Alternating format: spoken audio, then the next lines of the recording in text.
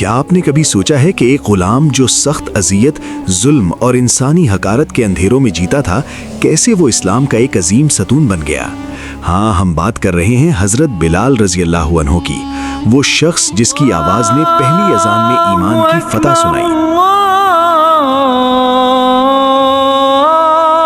اور جس نے غلامی کی زنجیروں کو توڑ کر تاریخ رقم کی۔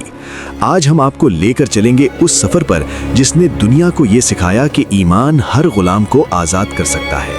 حضرت بلال رضی اللہ عنہ ایک افریقی غلام جنہیں مکہ میں شدید اذیت اور ظلم کا سامنا کرنا پڑا، لیکن انہی اذیتوں میں چھپا تھا اللہ کا منصوبہ۔ اسلامی تاریخ میں حضرت بلال کا مقام بے حد اہم ہے۔ وہ پہلی آذان دینے والے، رسول اللہ صلی اللہ علیہ وسلم کے وفادار ساتھی اور غلامی سے ایمان کی بلندی تک پہنچنے والے روشن مثال ہیں۔ ان کی زندگی ہمیں یہ سبق دیتی ہے کہ ایمان، صبر اور اللہ کی محبت سب سے بڑی طاقت ہے۔ بلال ایک افریقی غلام مکہ کے امیر لوگوں کے ہاتھ میں تھا۔ ان کی زندگی صرف غلامی کی زنجیروں میں محدود تھی۔ روزانہ کی زندگی ظلم، تھکن اور اذیت سے بھری ہوئی تھی۔ مالک حضرات اس کے ایمان اور روح کو توڑنے کی ہر کوشش کرتے تھے۔ بلال کے سینے پر اذیت کی مار کے نشانات آج بھی تاریخ میں نمایاں ہیں، لیکن ایک بات تھی جو انہیں دوسرے غلاموں سے ممتاز کرتی تھی۔ ان کا دل آزاد تھا اور ایمان کی روشنی اندر ہی اندر جل رہی تھی۔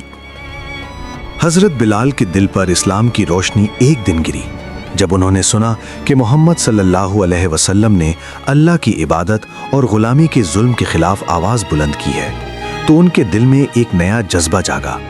انہوں نے پہلی بار دل کی گہرائیوں سے کہا، احمد اللہ۔ لیکن ایمان کے اس راستے پر چلنا آسان نہیں تھا۔ مالک حضرات نے جان لیا کہ بلال نے اسلام قبول کر لیا ہے۔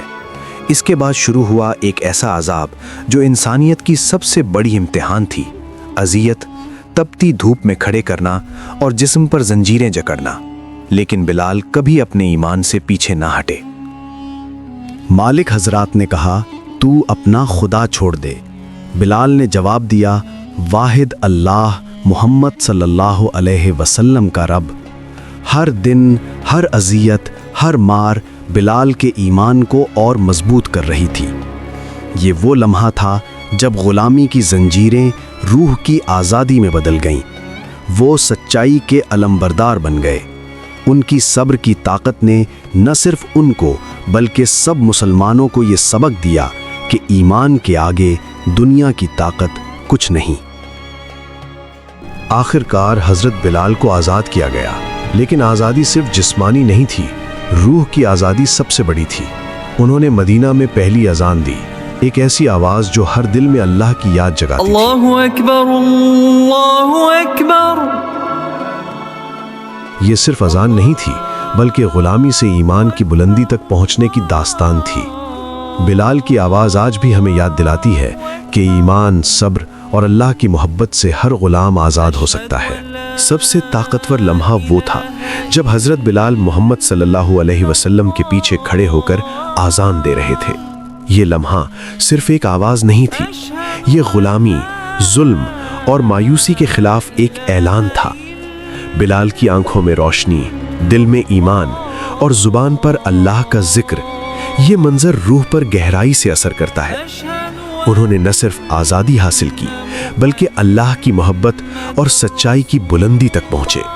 یہ لمحہ تاریخ میں ہمیشہ زندہ رہے گا، ہر مسلمان کے دل میں ایک مثال کے طور پر۔